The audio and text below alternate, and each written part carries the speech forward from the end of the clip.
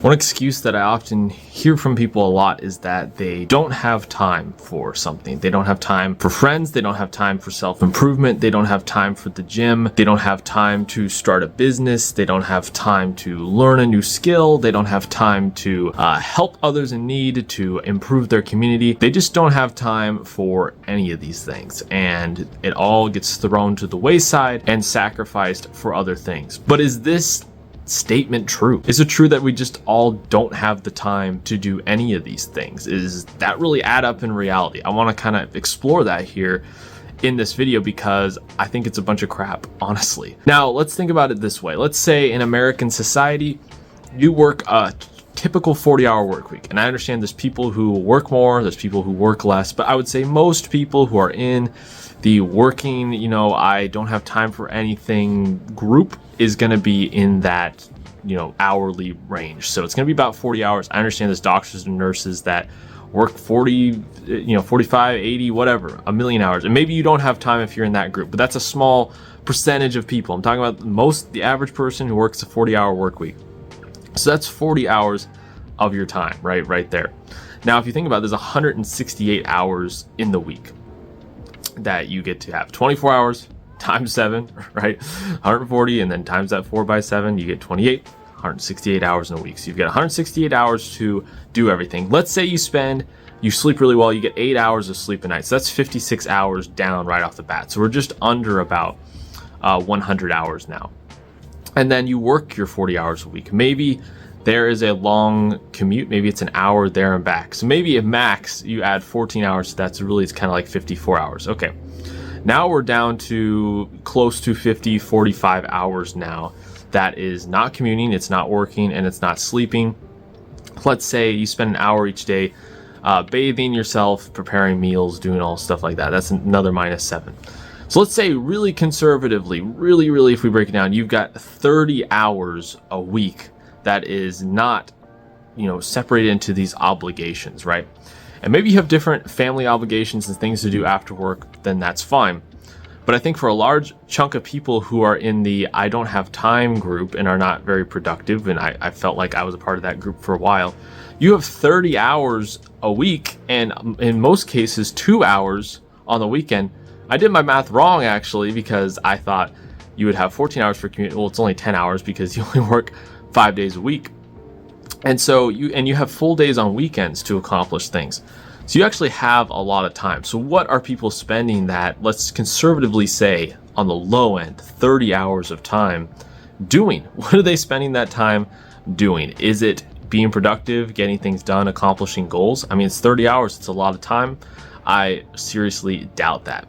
What I think a lot of that 30 hours is made up of is doom scrolling on their phone, looking on social media, binge watching TV shows and things like that, engaging in drinking and recreational use of substances, and just sort of mindless activities that don't contribute at all to your future, your health, your long-term sustainability, your income, none of that.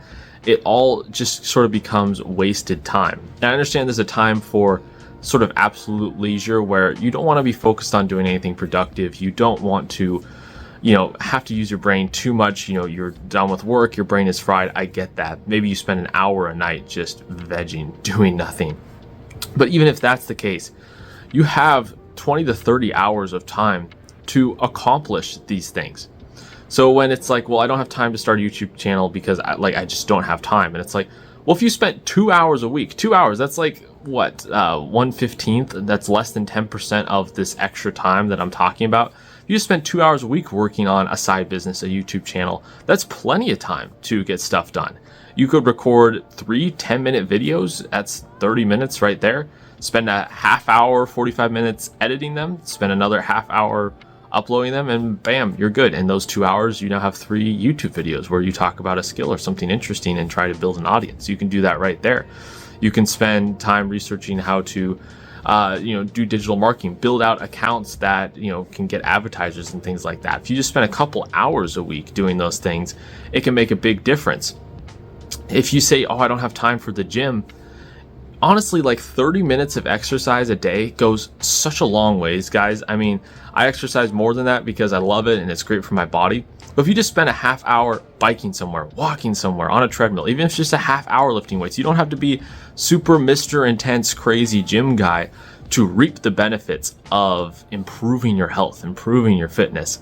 And really what they found, the correlation between doing absolutely zero in terms of your personal fitness and health and just putting in a half hour a day.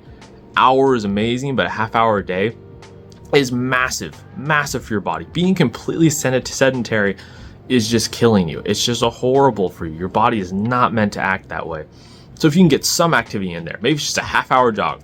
You get out for a half hour jog after work, before work, and on the weekends, and your body's going to thank you so much for that. It's going to love that.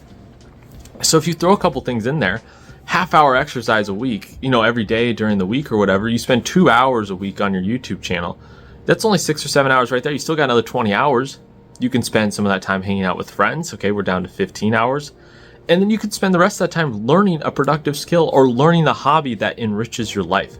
Maybe it's reading. Maybe it's learning about philosophy. Maybe it's learning about religion. Maybe it's learning an instrument like guitar. Maybe it's, learning something about cars, learning a practical skill, how to build things, woodworking, whatever interests you.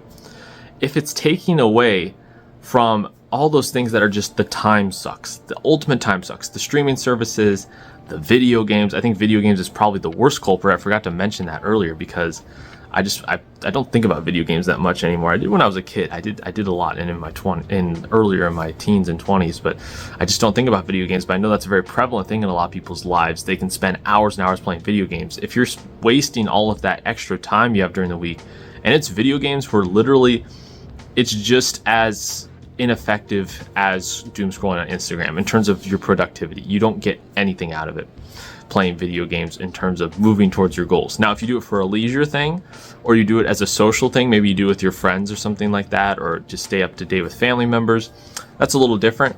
But if it's just 3 hours of you just playing a video game just because that's what you do, that's when I think it's a serious problem, and it's taking away from that time that you could spend building towards your life, improving some skills, and you're going to feel better about yourself when you spend your time in a more effective way. When you wake up on like a Sunday morning, you didn't go to church, you didn't do anything, you're just lying around watching football till like 4 p.m. You feel like crap because you haven't done anything that day. You haven't put in any work that day. And I understand there's days to just kind of chill out and relax.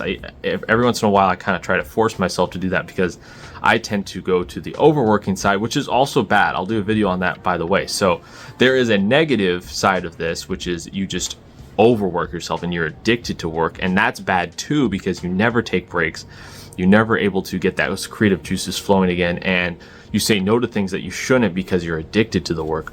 But if you're on this side and you have the time, you have the means to learn the skills, and you're just not doing it, you're going to feel bad about yourself. It's not going to help your self-esteem. But if you feel like you're productive day in and day out, and not just productive as staying busy with tasks, but productive as in accomplishing something, working towards something, it's just amazing for your self-image. It's amazing for you and your soul as a person that you didn't spend all these extra waking hours doom scrolling, playing video games, and watching Netflix, which really doesn't add a ton to your life. Probably makes you feel worse in a lot of cases, honestly, if you're spending a lot of time doing these things.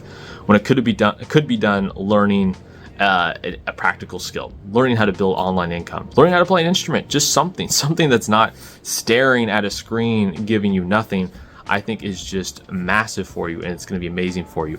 And I would say this: start slow. If you're the 3 hours of video game after work kind of person, cut it to 2. Just cut it to 2. 2 is still that's a lot of video games. It's more video games that I've played in the last month. So I think you'll be able to pull it off on a day-by-day basis. Just play 2 hours, but spend that 1 hour, figure out what it is, commit to it, and learn that thing, skill. Maybe it's YouTube channel, something like that. Whatever it happens to be. Or if you spend that hour exercising, walking, running, meeting up with a friend, talking to your family, something like that. Swap it out. Slowly swap out the time. Leave some of those things in that you like to do, watching TV shows or whatever. Learning a language has become my new favorite one because I'm going to be traveling a lot this year. I'm going to Colombia next month. I'm going to Korea for a long time next year. So I've been kicking my butt over the language learning, and it's been a lot of fun. I'll do more videos on language learning soon. But if you start slowly swapping those things out, you'll feel better and better about yourself. It's just like when you start home cooking amazing food as opposed to going out and eating. You feel better about yourself. You're saving money. Your body thanks you for it. And it's a big, big deal. So in conclusion, you have the time. I don't want, unless you're one of these 1% of people who are, handling everything, you do have the time to do these things. And that's just saying I don't have time. It's just an excuse. We all have time. It's just we all spend it differently. Just like we all have money, we just all spend it differently. And so that's what I would say to that. Let me know your thoughts in a comment down below. If you're interested in these type of videos, please like and subscribe to the channel as it helps support it and we discuss these topics. So anyways, thank you so much for watching, and I will see you guys in the next video.